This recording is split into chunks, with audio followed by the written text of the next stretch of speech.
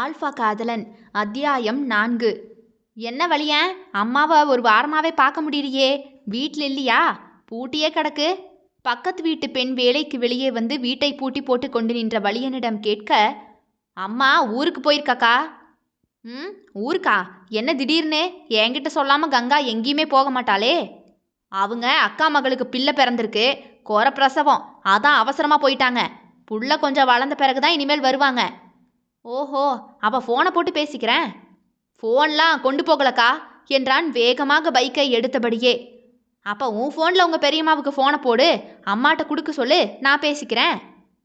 இதென்ன இத்தனை கேள்வி கேட்டு குடையுது? பேசாம இன்னைக்கு ராத்திரி இதுக்கு சங்க ஊதிடலாமோ? இனி ஏதாவது குடஞ்சு கேள்வி கேட்டுச்சு, அடுத்த கொலை இதை பண்ணிட வேண்டியது தான். கொலை பண்ணுறதுக்கு நல்லா தான் இருக்கு.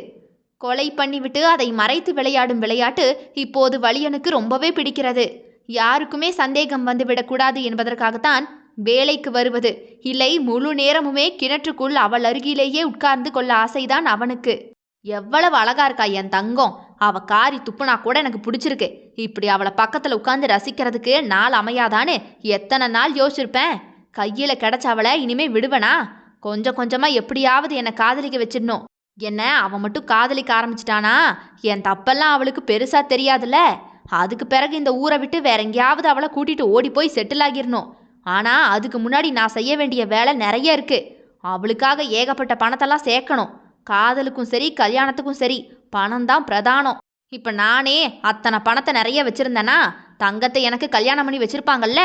பணத்தை சம்பாதிச்சா என்ன, திருடுனா தான் என்ன, பணம் தானே. ஒற்றை தப்பு எல்லா தப்புக்கும் வேறாகி போனது. முதலாளி இல்லாத நேரம் கல்லாவில் பணத்தை எடுத்து ஒளித்து வைத்துக் கொள்வது.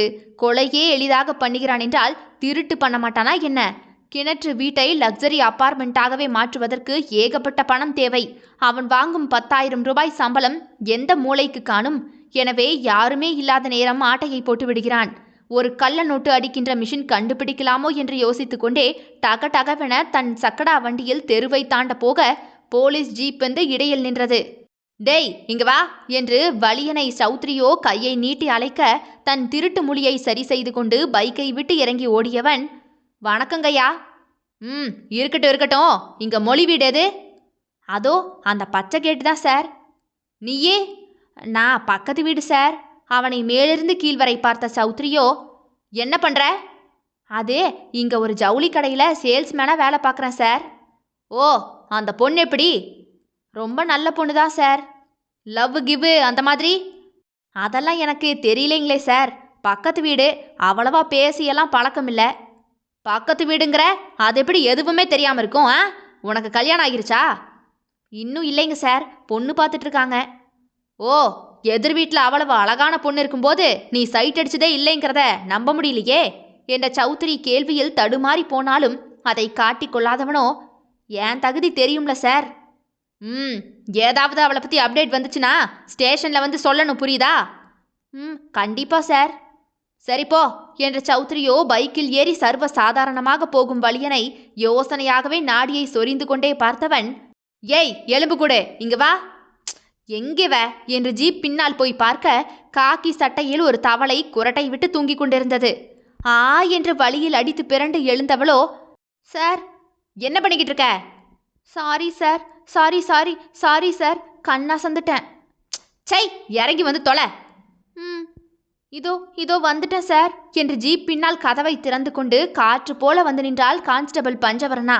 பஞ்சத்தில் அடிபட்ட ஒரு நலிந்த உடல், இடையில் சதை இல்லாமல் வழுக்கி ஓடும் காக்கி பேண்ட் சட்டை. எப்படி பார்த்தாலும் போலீஸ் என்று சொல்ல முடியாத ஒரு உடலமைப்பு கொண்டவள். தன் முன்னே காற்றில் தள்ளாடி வந்து நின்ற அவளை எரிச்சலான பார்வை பார்த்தான் சௌத்ரி. என்னவோ இவளை கண்டாலே இவனுக்கு ஆகவில்லை. ஃபிட்னஸ் இல்லாத தூங்கு மூஞ்சியை கொண்டு போய் வேலைக்கு போட்டு வச்சிருக்கானுங்க இவனுங்க என்று கோபம் மண்டி வந்தாலும் கூட இவளோடு தான் சுற்ற வேண்டியிருக்கிறது.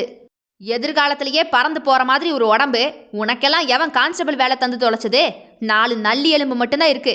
நாய் பக்கத்துல எல்லாம் போயிடாத, கடிக்கிற எலும்பு துண்டுன்னு நினைச்சு உன்னை தூக்கிட்டு போயிட போகுது. இந்த மனிதர்களுக்கு எளிதாக வருவதெல்லாம் ஒருவர் உருவத்தை கண்டு மட்டம் தட்டும் பண்புதான். அது ஆணுக்கும் பெண்ணுக்கும் சரிசமமாகவே கிடைக்கிறது. நாய்னா பயம் சார், அதனால பக்கத்துலலாம் போக மாட்டேன் என்றால் தலையை குனிந்து கொண்டே.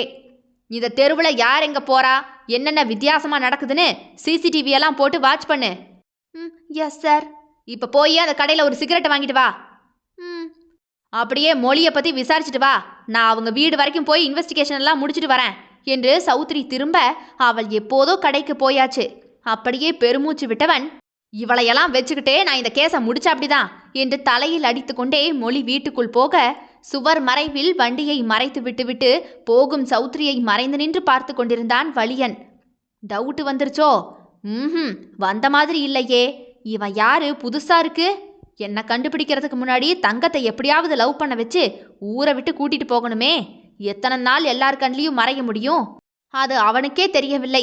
அவன் ஒரே குறி மொழி மட்டும்தான். அவள் கிடைத்தால் காற்றாக பறந்து விடுவான். சந்தேக புள்ளியில் நான் விழாத வரைதான் சுதந்திரமாக சுத்த முடியும். அப்போது அதற்கு நான் என்ன பண்ண? உடனே யோசனை வந்ததுமே தப்பு செய்ய போகும் அவன் கண்களோ பழுப்பு நிறமாக மாற, என் மேல டவுட் வந்தாதனடா என்னை கண்டுபிடிக்க முடியும்.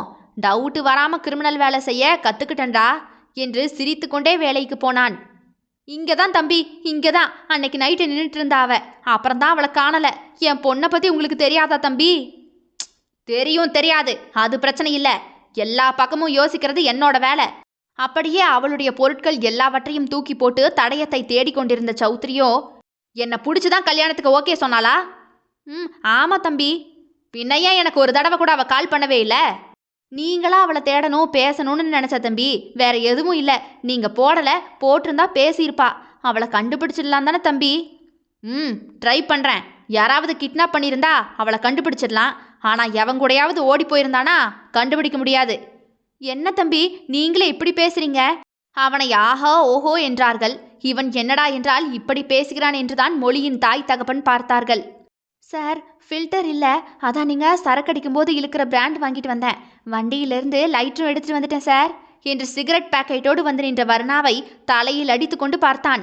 பெண் வீட்டில் அவன் டீ டோட்டலர் என்று சொல்லி வைத்திருக்க அவளோ இவனை பிடித்து கொடுத்து விட்டாள். வேற ஏதாவது வாங்கிட்டு வரணுமா சார்? நேற்று வாங்கின சரக்கும் வாங்கி காரில் வச்சிரவா? எள்ளு என்று சொன்னால் என்னையாக இருப்பாளாம். அப்பாடா, தீயா வேலை செஞ்சிருக்கேன். இனிமேல் சார் நம்மளை திட்ட மாட்டாரு என்று அவளுக்குள் சின்ன நிம்மதி. இதற்கு முன்னே வந்த அதிகாரிகளை எல்லாம் வர்ணா பாவமாக பார்த்தே சமாளித்து விடுவாள். இவன்தான் அவளை ட்ரில் அடிக்கிறான். உங்ககிட்ட இப்போ இந்த டீட்டெயில் எல்லாம் யாராவது கேட்டாங்களா? எலும்பு கூடு பல்லெடுக்கில் அவளிடம் பேசினான்.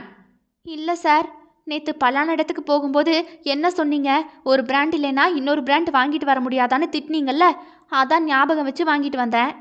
எதே பலான இடத்துக்கு போவாரா என்று மொழியின் பெற்றோர் அதிர, அது என்று அசடு வழிந்தான். சரி, நீங்க துப்பு தேடுங்க சார், நாங்க அந்த பக்கம் நிக்கிறோம் என்று அவர்கள் நகர்ந்து விட்டனர். எப்பா நல்ல வேலை, மொழிக்கு இவன் கூட கல்யாணம் முடியல என்று அவன் காது படவே இருவரும் பேசிக்கொள்ள, இவனுக்கு வந்த கோபத்துக்கு இந்த கொசுவை அடிங்கடா என்ற கொலை வெறியில் வர்ணாவை நோக்கி திரும்பியவன், நான் எப்படி பலான இடத்துக்கெல்லாம் போனேன்னு கத்தி மானத்தை வாங்குற? இல்லை சார், நேற்று பலான இடத்துல ரவுண்ட்ஸ் எல்லாம் போய் ஆளை பிடிக்க போனமே, அதைத்தான் அப்படி சொன்னேன். எதுவும் தப்பா பேசிடுனா சார்? அவளோ பாவமாகவே அவனை பார்க்க, ரொம்ப நல்ல காரியம் பண்ணியிருக்கப்ப, போய் விட்ட தூக்கத்தை தொடரு. ம் சரி சார். சிகரெட் அதை கொளுத்தி குப்பையில் போட்டுட்டு போ.